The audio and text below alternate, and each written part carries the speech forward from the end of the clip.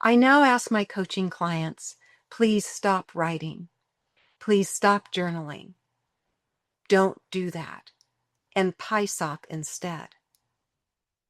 And the reason why I ask my clients to stop writing and stop journaling is that once upon a time I was an English teacher. And I know that in my English classroom, I had probably a majority of students who didn't care for that class. Not because it was me that was teaching it, but just they didn't like English. And if you were to raise your hand, probably the majority of us said, yeah, I hated English class too. And so as soon as we hear the word write, most of us consciously and subconsciously go to an academic setting. Why? Because that's where we learn to write.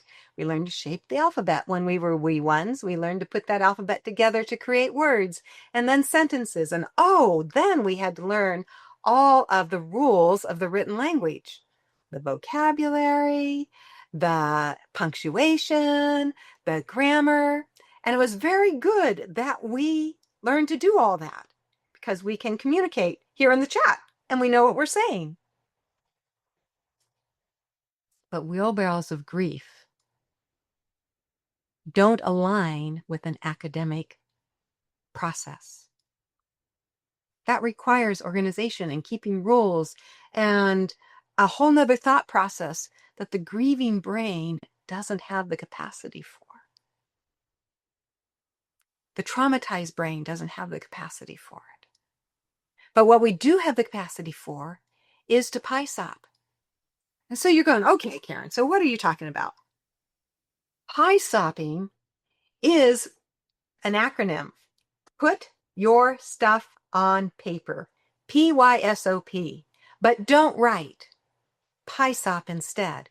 Because when you PYSOP, you are not even conscious or aware that there's a grammatical rule about anything. You set aside any need to have correct spelling or punctuation or handwriting.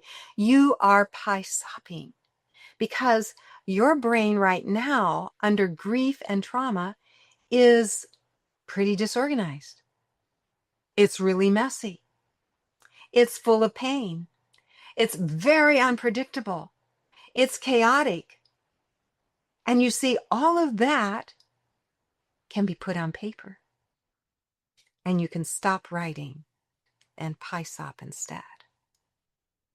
And you will be then following the example, I think, of some of the biblical writers who put their stuff on paper and let it flow to wherever it went. And it eventually found that God was there with them in it. Now, here's what I want to tell you. For 41 years, I've been asking people to PYSOP. I knew when I was, and then calling it journaling, that there was something that was transferring in my body when I took my pain in my heart and head and it went out my hand and onto paper. Today's brain research has validated that something is happening. And one of the things that they've said is happening is that by using your hand, it slows the brain and you put your stuff on paper. And that slowing down of the brain takes the firing of the amygdala where all these emotions are just going off. And it slows them down. And the front of the brain can start to take its space on the planet again. And it was so exciting to watch and hear this kind of brain research take place that validates that PYSOPing is a healing tool for brokenhearted people. So I can't give you a better tool because it's available to everybody at no cost, at any time. You can take your piece of paper and whatever instrument you want to use to put on paper with, and you can pour your heart onto paper. You can let the pain leak out. You can let the anger scribble it away. I know when I am full of really big feelings, I use cursive writing and it's very large and hard to read afterwards. but the effect was that it got taken out and healing began to take place.